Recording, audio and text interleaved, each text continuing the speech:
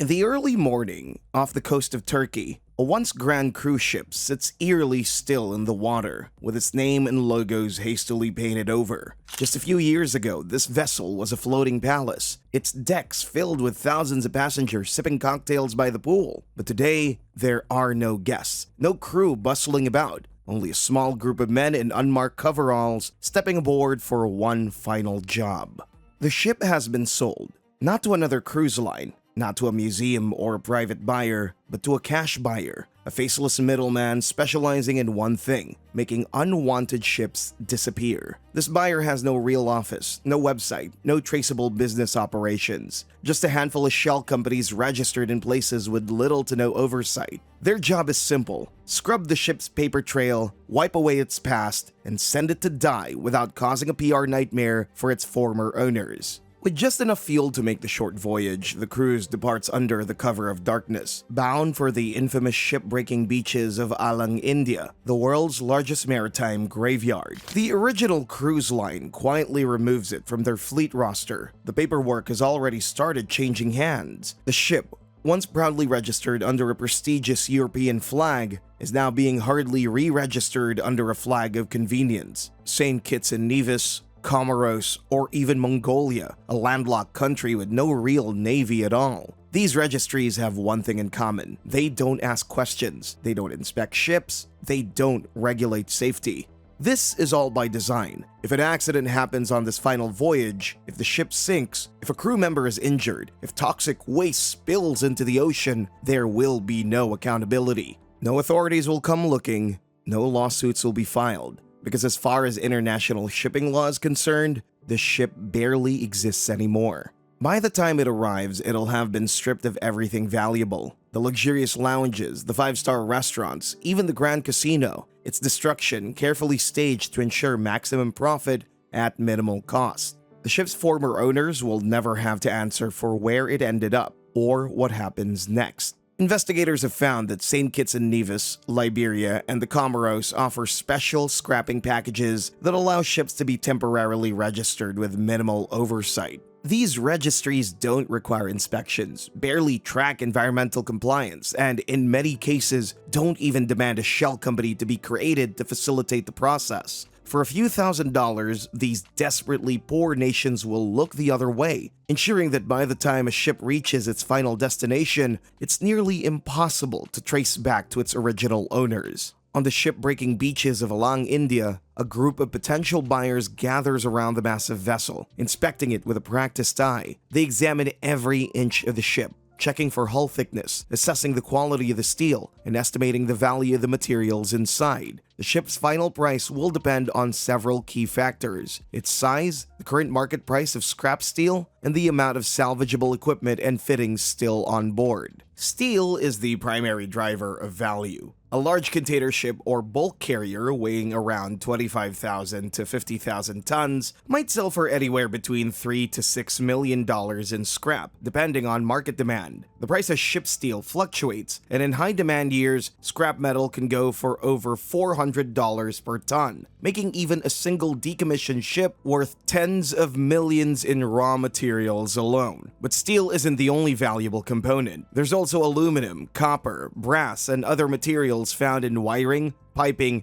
and electrical systems. Copper wiring alone can add hundreds of thousands of dollars to a ship's final price. Cruise ships, however, are a completely different game. Unlike cargo vessels, which are mostly hollow steel shells, cruise liners are packed with luxury furnishings, kitchens, bars, entertainment venues, and even high-end casino equipment. Before a cruise ship is scrapped, it must be carefully gutted. Everything from marble countertops to restaurant-grade ovens, chandeliers, gym equipment, and even entire theaters can be salvaged and resold. This extra value can make a mid-sized cruise ship weighing around 30,000 to 50,000 tons worth anywhere between $8 to $15 million. Larger cruise ships, the kind that once carried thousands of passengers across the Caribbean, can be valued at over $30 million simply due to the sheer volume of reusable materials inside.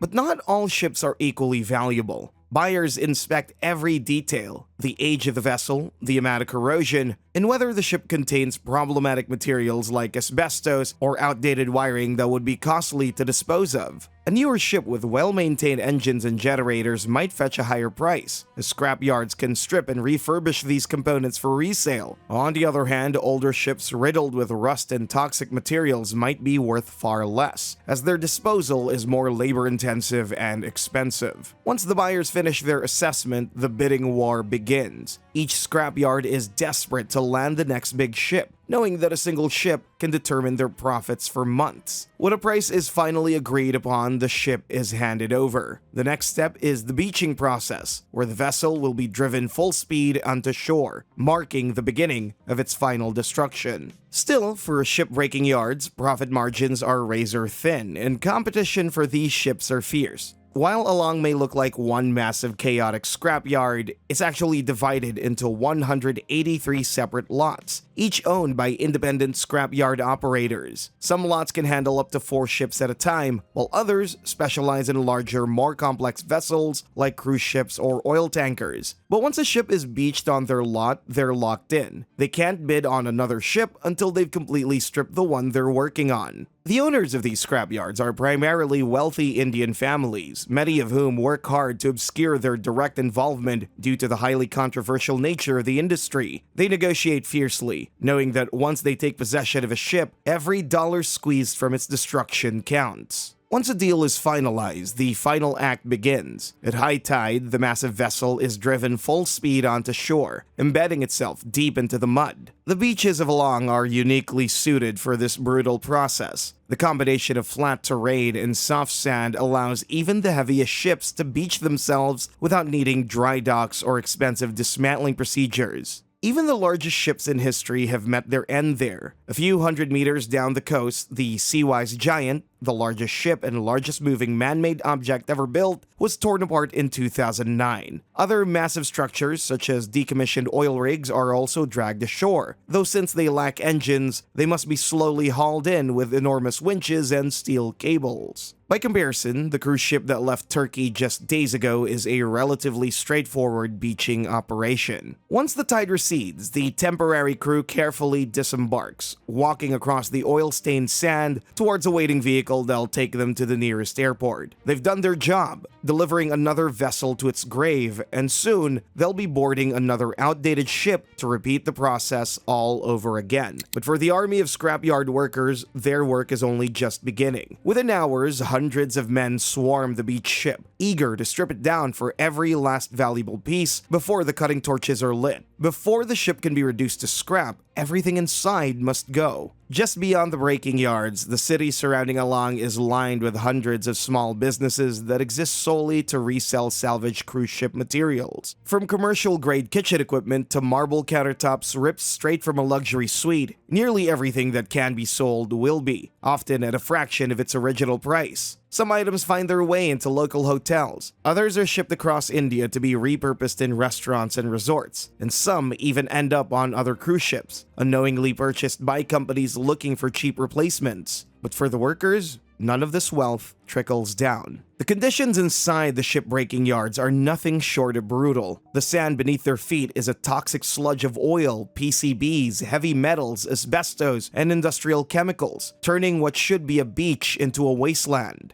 Temperatures soar beyond 50 degrees Celsius or 122 degrees Fahrenheit, and the men working 15-hour shifts have no access to clean drinking water, proper sanitation, or even basic protective gear. Helmets, steel-toe boots, and gloves are technically available, but only if workers could afford to buy them themselves. Most can't. And so, they work barefoot on steel decks, carrying heavy machinery with no protection from falling debris, toxic fumes, or sudden gas explosions that can erupt when a torch meets an unseen fuel pocket. Inhaling the air inside the ship is a slow death sentence, a cocktail of asbestos fibers, lead paint, and industrial smoke that lingers inside their lungs long after their shifts end. There's a saying in Alang, "One ship a day, one life a day." On average, a ship is fully dismantled every 24 hours, and well, you can probably figure out the rest. Yet despite the millions of dollars worth of materials being stripped from these ships, the men doing the work earn almost nothing. Scrapyard laborers make between $10 a day for experienced workers who wield gas torches and slice through hulls, down to $2 a day for new hires sorting scrap by hand. There are no contracts, no guarantees, and if there are no ships to scrap, there is no pay at all. And just as the scrapyard bosses fight each other for the most profitable ships, the workers fight for the chance to work at all. A desperate man willing to cut corners and ignore safety risks might get picked over a more experienced one. Although child labor is technically illegal, that doesn't stop kids as young as 13 from finding their way into the yards. A 2019 report from the University of Chittagong found that 13% of the workers in Bangladesh's shipbreaking industry were underage. And while Alang denies any such practices, independent investigations suggest the reality is no different. For the wealthy cruise companies that once owned these ships, this is a problem they don't have to see. The logos have been painted over, the paperwork erased, and their former floating palaces are now just another nameless hulk on a polluted beach. The immense environmental damage, extreme occupational dangers, and child labor violations that define these yards are precisely why big shipping companies and flag states try to keep their hands clean. No company wants to be directly associated with images of workers cutting through toxic hulls barefoot, or the stories of young men choking on asbestos dust for wages that wouldn't buy a cup of coffee in the developed world. But the reason that these ships keep coming, the reason that the skyline of Alang is always lined with rusting hulks waiting for their turn is simple. It puts money into all the right places. Yes, the men working in these yards are paid poverty wages, but in many cases, it's still more than they could ever make back in their rural home villages. Most send what little money they earn back to their families to afford the absolute basics: a metal roof, simple hand tools, a gas stove, and maybe even a mobile phone plan. These things can radically improve living conditions for families living off the land in the Indian countryside, making the horrific dangers of shipbreaking a calculated risk many are willing to take. It is not just the shipbreaking yards that rely on this cycle. Beyond the beaches of Alang, an entire ecosystem of businesses has developed around the scrapping industry. Across the road from the breaking yards, hundreds of small workshops and traders buy and sell salvaged ship parts. If a rusty freighter's bilge pump was still operational, it might end up in a warehouse owned by a small marine parts dealer, where it would be refurbished and sold through informal WhatsApp deals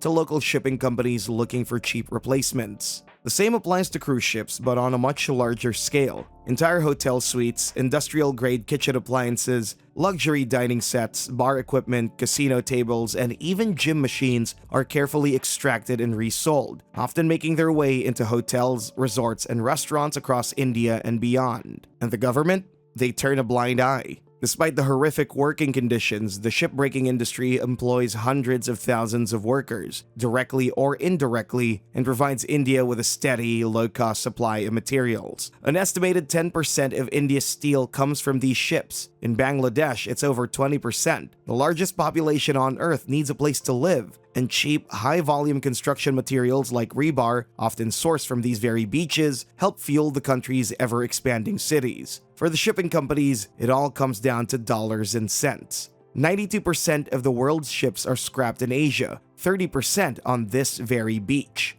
There are alternative locations where ships can be recycled in safer, more environmentally friendly ways. For this reason, many cruise lines, especially the biggest brands like Carnival, Royal Caribbean, and MSC, choose to send their aging vessels to more regulated ship-breaking yards such as Aliaga in Turkey. Unlike Alang, where ships are driven full speed into toxic beaches, Aliaga's dry dock dismantling process is controlled and heavily regulated, with modern equipment and better safety standards. But in an industry as cutthroat as shipping, Aliaga is seen as an unnecessary luxury. Yes, it's safer, but it's also expensive. The added labor costs, environmental regulations, and worker protections cut deeply into the bottom line. Companies scrapping their ships in Turkey could expect to make less than half of what they would by selling them to Alang or Chittagong. And while most major cruise lines prioritize their brand image and avoid more dangerous yards, not all of them do. 2020 exposed the darker side of the industry. The COVID-19 pandemic decimated the cruise industry overnight. With cruise bookings collapsing and no clear end in sight, many companies were forced to retire entire fleets of older ships just to stay afloat financially. Several former luxury liners, some of which had been advertised as dream vacations just a year earlier, were quietly sold for scrap. Suddenly, even for some of the biggest brands, the ethical choice wasn't the profitable one.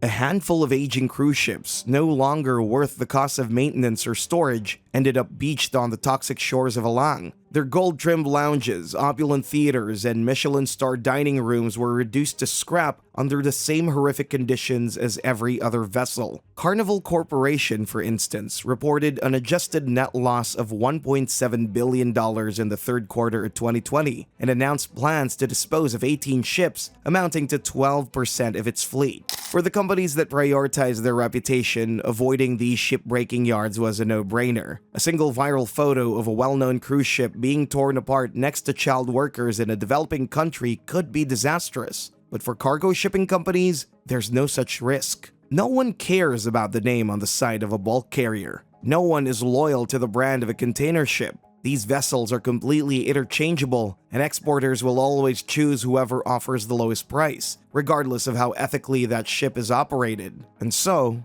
for most of the world's ships, the cycle continues. Now, there is a small reason for hope. The company GMS, the world's largest third-party cash buyer of ships, has recently started publicly promoting ESG, or environmental, social, and governance efforts in ship recycling. This is almost certainly performative greenwashing, designed to deflect growing criticism, but the fact that they're bothering to do it at all is telling. The shipbreaking industry is finally starting to attract attention, and with attention comes scrutiny, and with scrutiny comes change. Hopefully, in whatever small way it can, this video helps to speed that up. Subscribe.